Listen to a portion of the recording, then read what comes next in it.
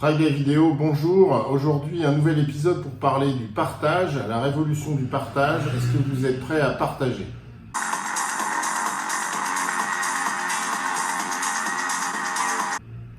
Alors, dans ce livre d'Alexandre Mars, La révolution du partage, on apprend effectivement à partager, mais à partager notre argent, nos ressources, nos biens, parce que sur notre planète, il y a des gens qui n'en ont pas assez. Donc, est-ce qu'on pourrait être un peu plus généreux et commencer à partager ce que nous avons tous un peu trop, et à commencer par l'argent?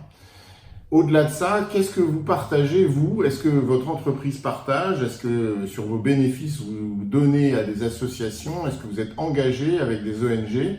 C'est déjà une vraie question parce qu'en fait, on se rend compte que la nouvelle génération, les nouvelles générations, vont être dans cette dimension du partage et vont vers les marques, les études le montrent, vers les marques qui sont engagées dans la société, dans le partage, dans la redistribution des richesses. Donc, c'est quelque chose qui devient important. Donc, montrer qu'on est une société qui partage, c'est un gage d'attraction et forcément, ça va faire venir non seulement des collaborateurs, mais des clients jusqu'à vous. Au-delà de ça, est-ce que vous, à titre personnel, vous partagez? Alors bien sûr, vous partagez des expériences, vous partagez ce que vous avez fait dans la vie, vous partagez votre dernier resto, votre dernier film, vos dernières chaussures, mais c'est pas simplement partager avec une photo sur Insta ou avec un tweet qui nous intéresse. C'est vraiment donner quelque chose, c'est créer de la valeur en fait. Parce que partager ce qui est gratuit, à savoir des photos de vous-même, finalement, c'est pas partager de la valeur. Et quelle valeur pourriez-vous partager? Alors, à mon sens, vous devriez partager vos idées, exprimez-les et partagez-les avec les autres. Alors évidemment, on a ce réflexe de se dire, oui, mais c'est mon idée, donc il faudrait que je la valorise, il faudrait que je la vende.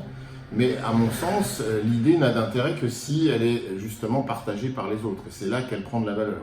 Alors, avez-vous peur d'être copié? Avez-vous peur d'être critiqué?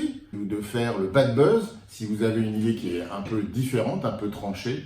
On voit bien sur les réseaux que malheureusement, les partages, les commentaires vont souvent dans le sens de celui qui s'exprime et non pas dans le sens d'apport d'une nouvelle idée.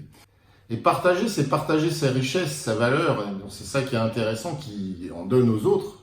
Et j'aimerais aussi insister sur l'idée que partager, c'est intéressant parce que ça crée chez l'autre cette étincelle qu'on voit dans son regard à ce moment où il se dit « Tiens, j'ai appris quelque chose, tiens, je me suis enrichi ». Et quand on fait un déjeuner avec quelqu'un, comme ça nous arrive à tous, on a cette phrase qui dit « Ah ben c'était une conversation enrichissante ». On voit bien l'idée du partage.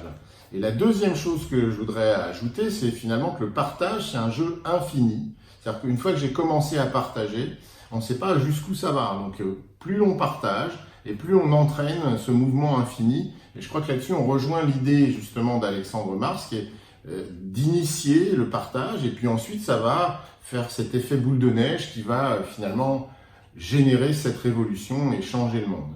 Voilà, donc partager, partager encore, partager plus.